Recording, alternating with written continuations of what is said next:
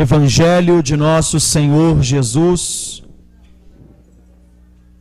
segundo escreveu o apóstolo João, capítulo 3, versículo 16. Porque Deus amou o mundo de tal maneira que deu seu Filho unigênito, para que todo aquele que nele crê não pereça, mas tenha a vida eterna.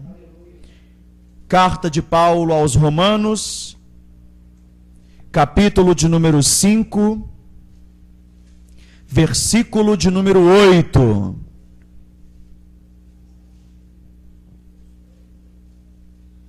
Mas Deus prova o seu amor para conosco, pelo fato de ter Cristo morrido por nós, sendo nós ainda pecadores. Tomai assento, glorificando o nome de Jesus. Mantenha sua Bíblia aberta no Evangelho de João, no capítulo de número 3, versículo 1.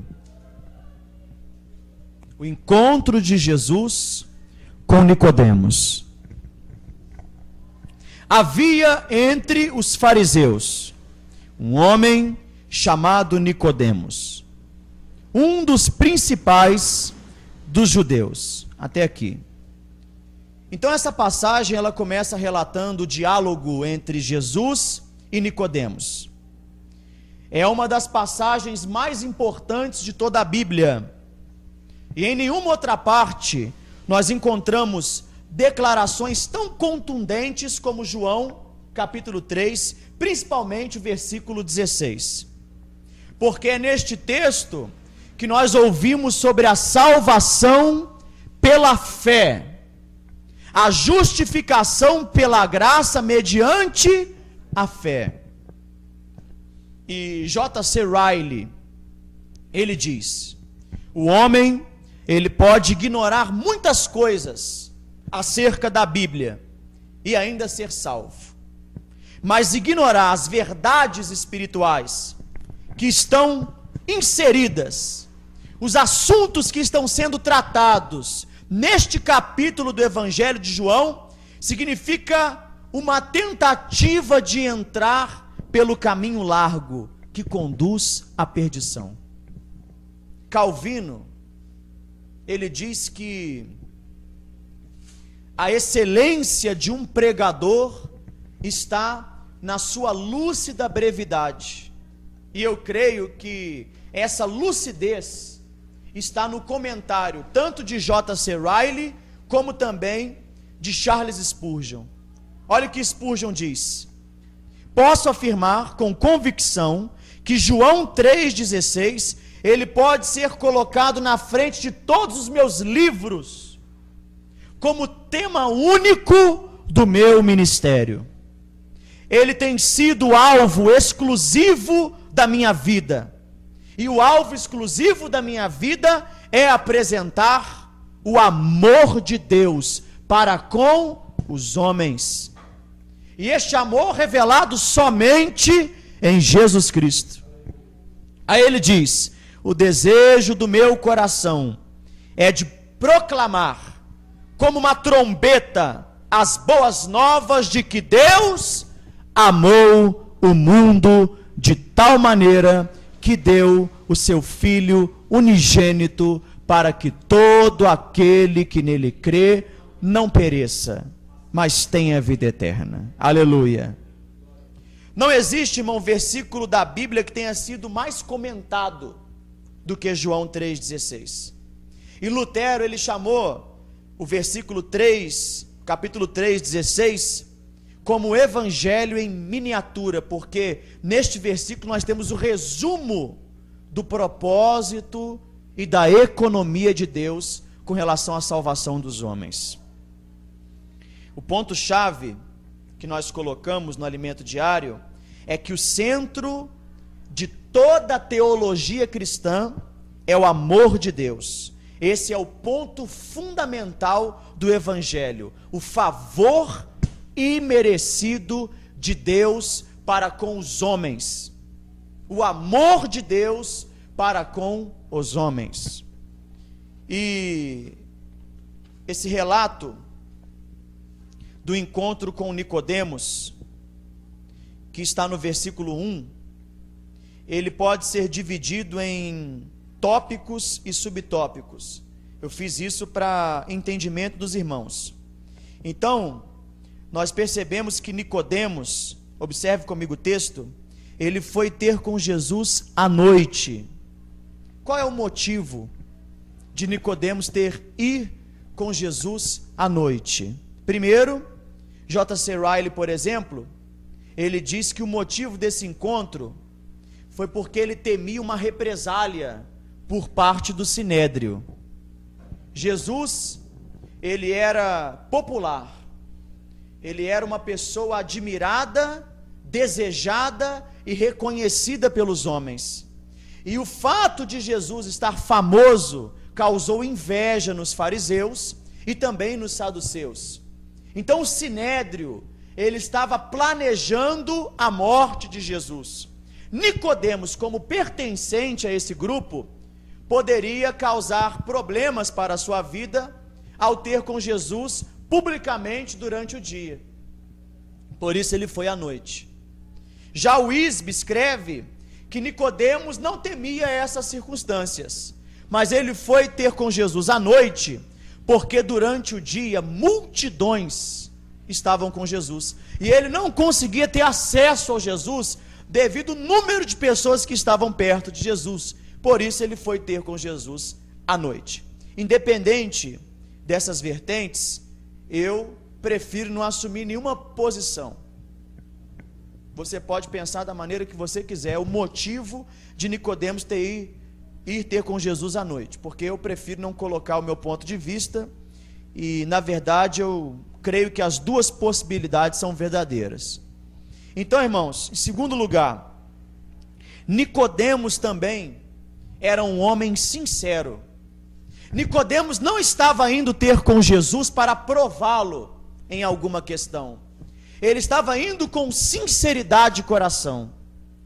A aplicação que podemos fazer em nossa vida é que o nosso encontro com Jesus deve ser sincero, movido de um coração puro, que almeja receber os ensinamentos do Mestre. Nicodemos não foi experimentar Jesus. Ele abordou dizendo: sabemos que tu és mestre da parte de Deus. Nicodemos não estava sendo político. Nicodemos reconheceu, através dos milagres e das palavras de Jesus, que Jesus não era um falso profeta, mas era verdadeiramente um homem enviado por Deus. Terceiro lugar, Nicodemos era uma pessoa honesta. Abra comigo no capítulo 7 do Evangelho de João, no versículo 51.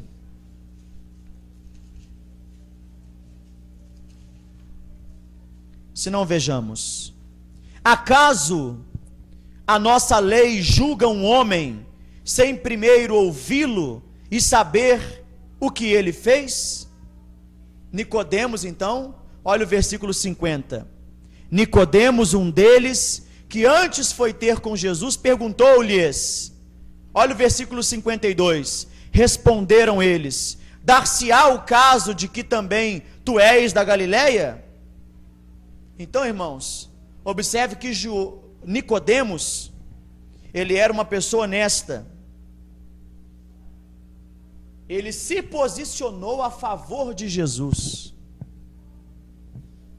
No momento crítico, Nicodemos se posicionou a favor de Jesus. Ele tentou fazer alguma coisa para salvar o Senhor Jesus.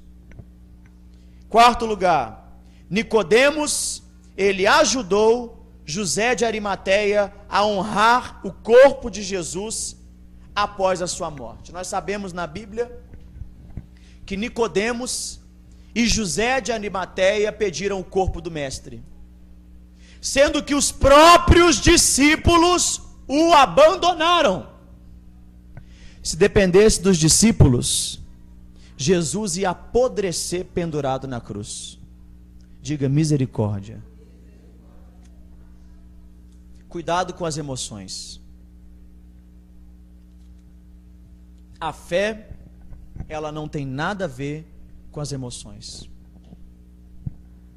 Se a sua fé está baseada nos sentimentos, quando vierem as tribulações e as perseguições, você pode tomar esta mesma atitude: abandonar o Senhor Jesus. Por isso Deus levantou Nicodemos e José de Arimateia, porque Ele não permitirá que o meu corpo entre em decomposição, como disse o profeta Davi nos Salmos. Nicodemos se converteu ou não, pastor? Não sabemos. Existem algumas possibilidades históricas.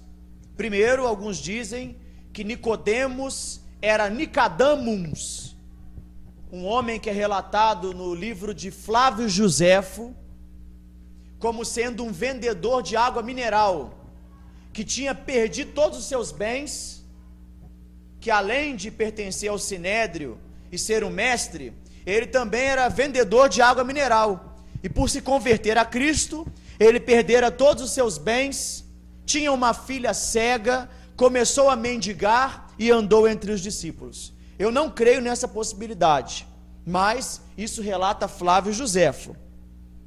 Se Nicodemos se converteu ou não, nós não temos explicitamente, mas o simples fato de Nicodemos se posicionar pedindo o corpo do mestre após a crucificação, pode ser uma base bem forte de que este homem se converteu. Sim ou não? Então o encontro de Jesus com Nicodemos nos faz refletir numa pequena coisa. Como estão os nossos encontros com o Senhor? Como foi o seu primeiro encontro com o Senhor? Você se lembra? Nós temos aqui o encontro de um homem regenerado com o Salvador. Esse é o ponto-chave. Quando eu leio João 3, eu me lembro muito bem de quando o Senhor me alcançou, como foi o meu primeiro encontro. Irmão, que maravilha, não foi? Antes você, como diz o versículo 8 de Romanos, Deus nos amou. Olha só, hein? Ele prova o seu amor para conosco pelo fato de Cristo ter morrido por nós, sendo nós ainda pecadores. Essa é a realidade daquele encontro. E no versículo 2, ele disse: Rabi, que quer dizer mestre, bem sabemos que tu és mestre vindo da parte de Deus, porque ninguém pode fazer estes sinais que tu fazes se Deus não for com ele. Qual que é a função apropriada dos sinais e dos milagres? Qual que é a função dos milagres? A função dos milagres de Jesus era revelar a sua divindade e também a sua autoridade. Abra em Marcos capítulo 2. Qual é a função apropriada dos sinais e dos milagres? Marcos capítulo de número 2, versículo 10 ao versículo 12. Vamos ler juntos? Ora, para que saibais que o Filho do Homem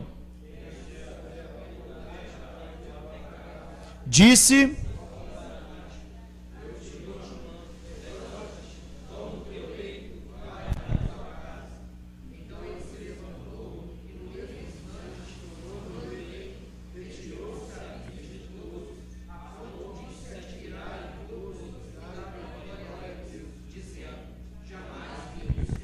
jamais vimos coisa assim. A igreja evangélica contemporânea, ela não está clara sobre a função apropriada dos sinais e dos milagres. A missão principal de Jesus não era promover uma igreja aonde a ênfase estava nos milagres, de modo nenhum. Nós temos essa anomalia no nosso país hoje, com templos gigantescos, onde a ênfase não está na pessoa de Cristo, mas no poder de Cristo, nos milagres, sendo que a função dos milagres era justamente esta: comprovar que o Filho do Homem tem na terra autoridade para perdoar pecados. O milagre é que deve te conduzir a Cristo, e não Cristo te conduzir ao milagre. Você pode confundir, irmãos, as obras do mestre Picasso com as picaretas do mestre de obras. Você pode inverter as coisas. Então aqui nós aprendemos outra verdade: não devemos servir a Deus somente por aquilo que Ele proporciona. Não devemos estar na igreja buscando a Deus por causa de milagres, ou por causa de alguma bênção. Nós estamos aqui para cultuar o nome que está acima de todo nome. Nós estamos aqui para honrar o nome de Jesus, independente se Ele responda ou não às nossas orações. Maior milagre de todos, ele não vai acontecer, ele já aconteceu na sua vida. Superior a todos os outros milagres. Que milagre é este? O milagre do novo nascimento, que é o tema do nosso alimento diário atual. O novo nascimento. Quem não nascer de novo não verá o reino de Deus. Quem não nascer da água e do Espírito, de modo nenhum pode entrar no reino. Esse é o tema, irmão, do bom pregador. Esse é o tema daquele que assume a tribuna diante dos homens. Não é promover uma campanha de milagres, mas é promover a salvação. É propagar a salvação, a regeneração do homem. Aleluia! Em Marcos capítulo 1,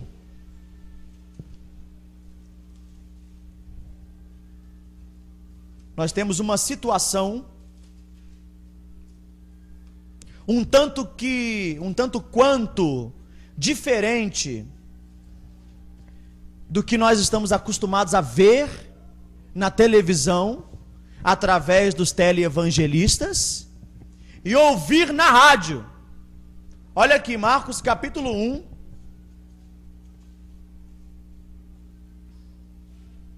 versículo, olha só,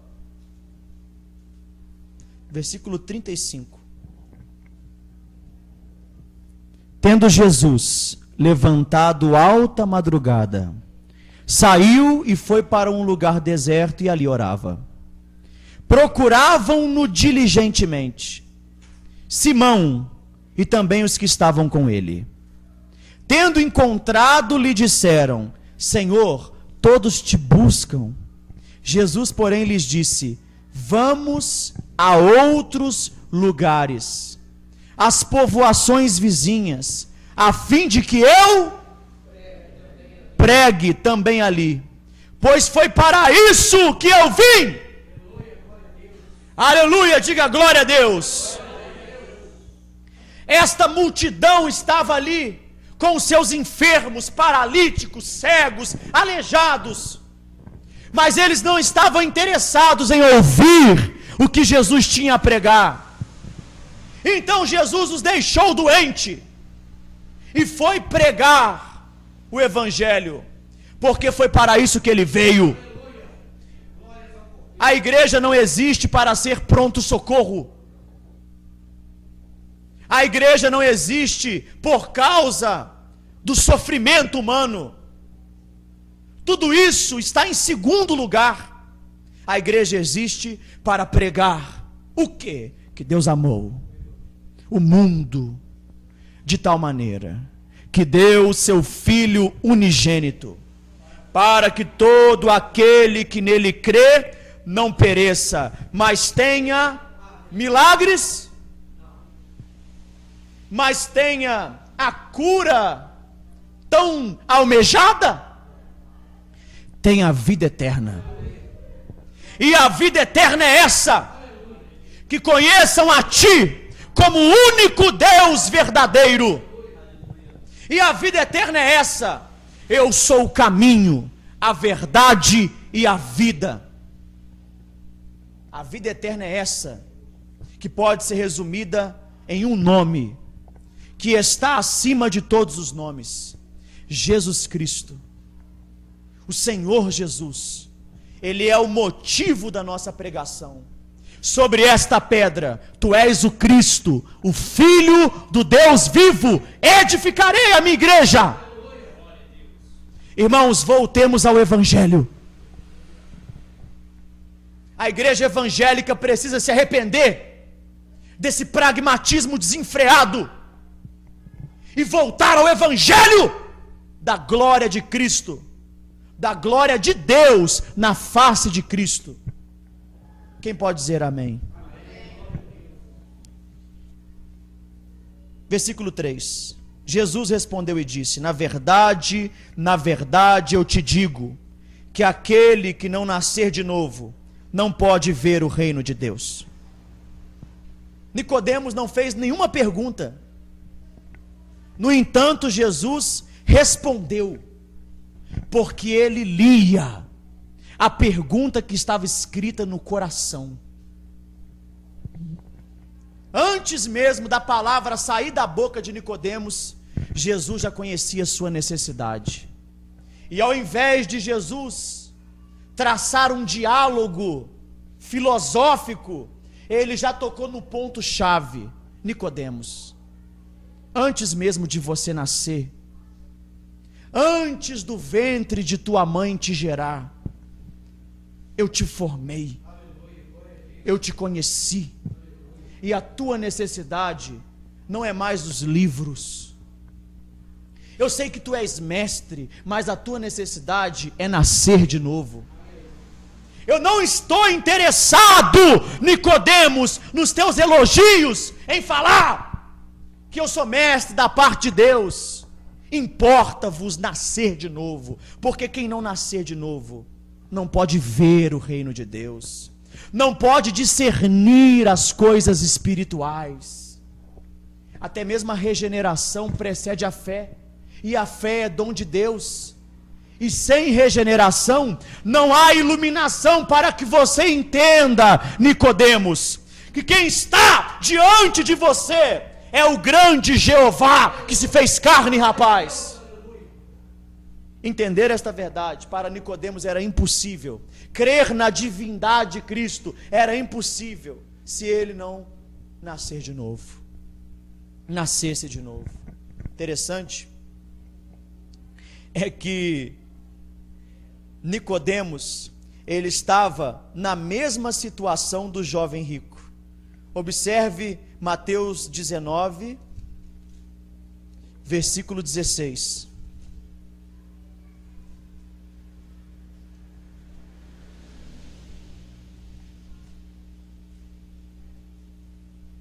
Não é Mateus não, é Mateus 19, 16? Sim. E eis que alguém aproximou-se e lhe perguntou: mestre, que farei de bom para alcançar a vida eterna? Nicodemos, esse era o conceito de Nicodemos. O que eu posso fazer de bom para herdar a vida eterna? Nicodemos viveu debaixo desse conceito, até que Jesus mostra: meu filho, quem não nascer de novo não pode ver, não pode entrar no gozo da vida eterna. O interessante é que Nicodemos deveria entender o que Jesus está falando. Se ele é um bom escriba,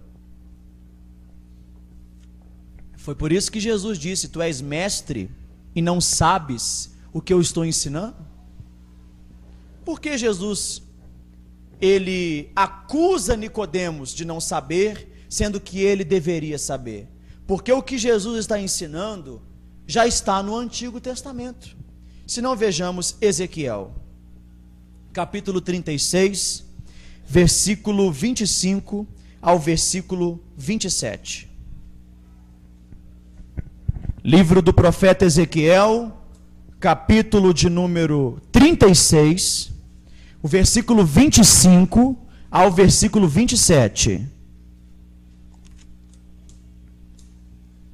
Então aspergirei água pura sobre vós, e ficareis purificados de todas as vossas imundícias, e de todos os vossos ídolos vos purificarei.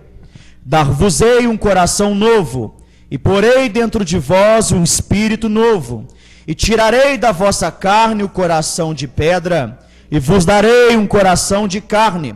Porei dentro de vós o meu espírito, e fareis que andeis nos meus estatutos, e guardeis os meus juízos, e os observeis.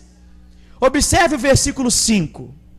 Jesus respondeu, no Evangelho de João: Na verdade eu te digo, que aquele que não nascer da água, olha só, derramarei água limpa sobre vós. Aquele que não nascer da água e do Espírito, porei dentro de vós um espírito novo.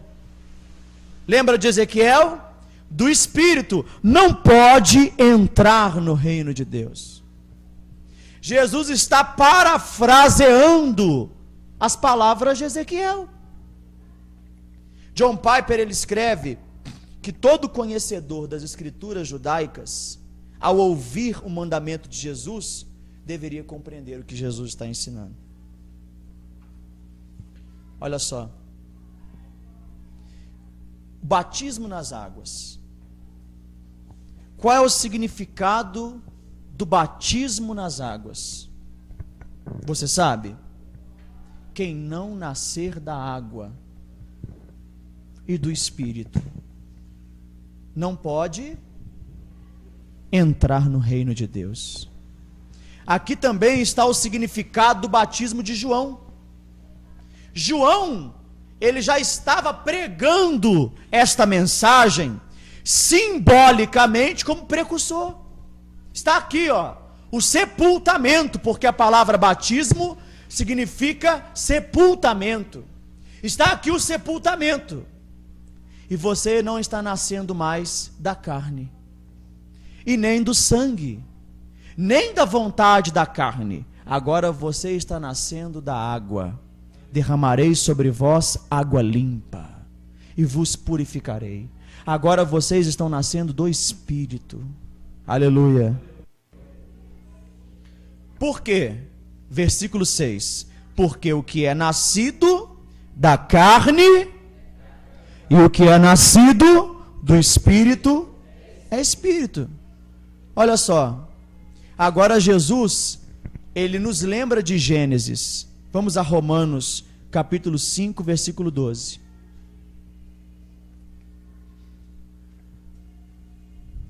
Em Romanos, Paulo nos fala sobre o primeiro Adão e o segundo Adão. O primeiro Adão, diz a carta aos Coríntios, ele é alma vivente. O segundo Adão é o quê? Espírito vivificante. Então você nasceu da carne, do Adão que era a alma vivente. Existe a necessidade de você nascer de novo, do segundo Adão, que é Jesus Cristo, o Espírito vivificante. Deu para entender? Olha só. Portanto, como por um homem, versículo 12 do capítulo 5 de Romanos, entrou o pecado no mundo, pelo pecado entrou a morte. Quem é este primeiro homem? Adão. Assim também a morte passou a todos os homens, e é por isso que todos pecaram. Olha só. Mas agora, o versículo 19 nos diz: como pela desobediência de um só homem, muitos foram feitos pecadores, assim pela obediência de um, quem é este um? Jesus. Muitos serão feitos justos. Olha o versículo 21. Porque assim como o pecado reinou na morte, também a graça reinasse pela justiça. Mas não é pela justiça própria, como pensava Nicodemos, mas é pela justiça de Cristo, ó, para a vida eterna por Jesus Cristo, nosso Senhor. Deus, ele criou o mundo, no sexto dia criou o homem comeu da árvore do conhecimento do bem e do mal e caiu. De sua queda vieram filhos, que são chamados de filhos de Adão. Eles herdaram a natureza pecaminosa do tronco, que é Adão e Eva.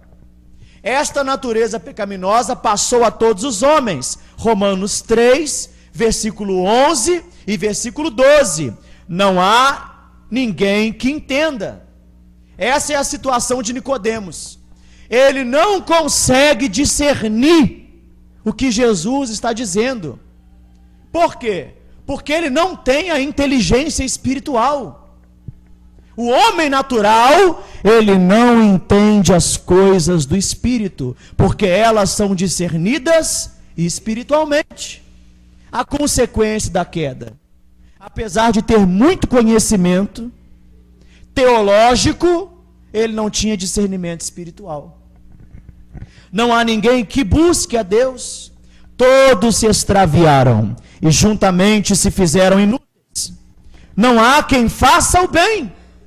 Ô Nicodemos, não há quem faça o bem. O jovem rico: Senhor, o que eu posso fazer de bom? Paulo diz: não há quem faça o bem, não há nenhum só. Então, irmãos, você foi salvo pela obediência do segundo Adão, e você foi enxertado nesta videira. Por isso, esta vida que está em Cristo, ela ressuscitou o seu espírito. Esse é o significado do espírito vivificante.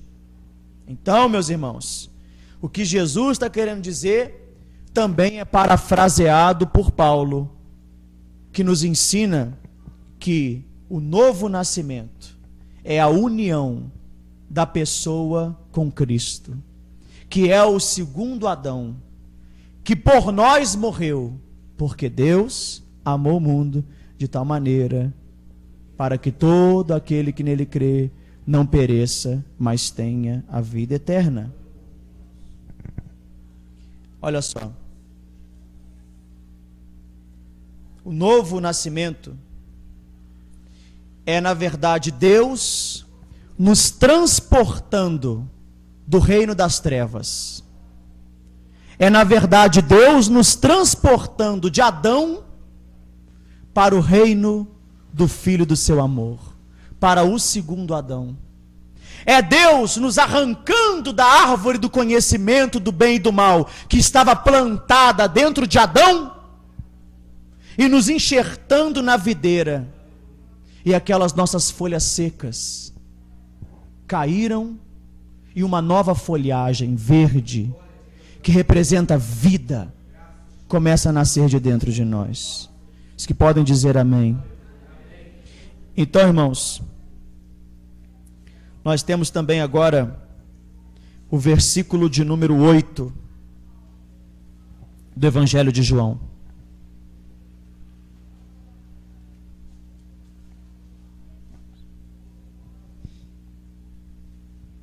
Não te maravilhes de eu ter te dito: necessário vos é nascer de novo.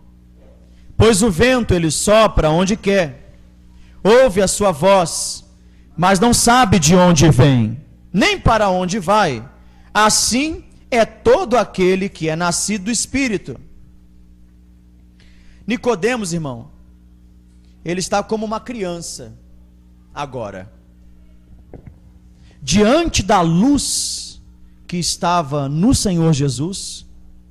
Nicodemos ficou exposto, e aquele mestre, ele começa a dizer: Senhor, porventura poderemos voltar ao ventre de nossa mãe e nascer de novo?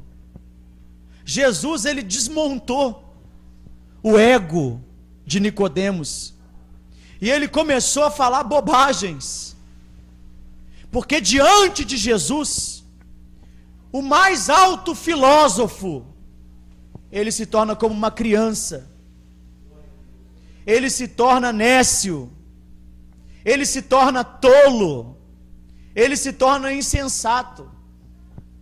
E ao reconhecer isso, Jesus, misericordioso, ele vem esclarecer para Nicodemos o que ele estava querendo dizer.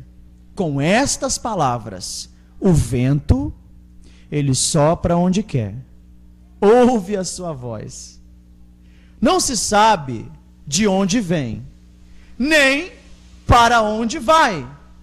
É assim, Nicodemos, que é o nascido do Espírito. Eu creio que Nicodemos agora, pensando que ouviria uma explicação lógica, racional, ele ficou pior do que ele estava. Mas, mais uma vez, Jesus está usando o exemplo de Ezequiel. Vamos abrir Ezequiel 37?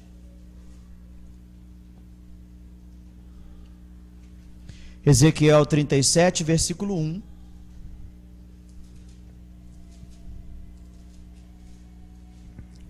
Veio sobre mim a mão do Senhor, e ele me levou pelo Espírito. Então Ezequiel está sendo guiado pelo Espírito, e me deixou no meio de um vale que está cheio de ossos, e me fez andar ao redor deles. Eram muito numerosos na superfície do vale, e eles estavam sequíssimos. Então me perguntou: filho do homem, podem esses ossos nascer de novo? Deu para entender? Eu estou marcando aqui. Poderão reviver estes ossos? Respondi: Senhor Deus, tu sabes. Será que esses ossos podem voltar ao ventre de sua mãe e nascer de novo? Disse-me ainda: então profetiza a estes ossos, ossos secos, ouvi a palavra do Senhor. Assim diz o Senhor Deus, a esses ossos: eis que farei nascer do Espírito. Aleluia! Eis que farei entrar o Espírito em vós, e vivereis. Porei tendões sobre vós, farei crescer carne sobre vós estenderei pele, e porei em vós o Espírito, e vivereis. E sabereis então que eu sou o Senhor. Então eu profetizei, segundo me for ordenado. Enquanto eu profetizava, aleluia, enquanto o pregador está pregando, acontece um ruído, um barulho de ossos, ossos que batiam contra ossos e se ajuntavam, cada osso com o seu osso. Olhei e eis que havia tendões sobre eles, cresceram as carnes, se estendeu a pele, aleluia, isso é regeneração, aleluia, não havia neles o Espírito. Então ele me disse: profetiza ao Espírito, profetiza, ó filho do homem, e diz: assim diz o Senhor Deus, vem dos quatro ventos, o vento sopra, ó Espírito, e assopra sobre estes mortos, para que vivam. Profetizei como ele me havia ordenado, e eis que o Espírito entrou neles. E o que aconteceu?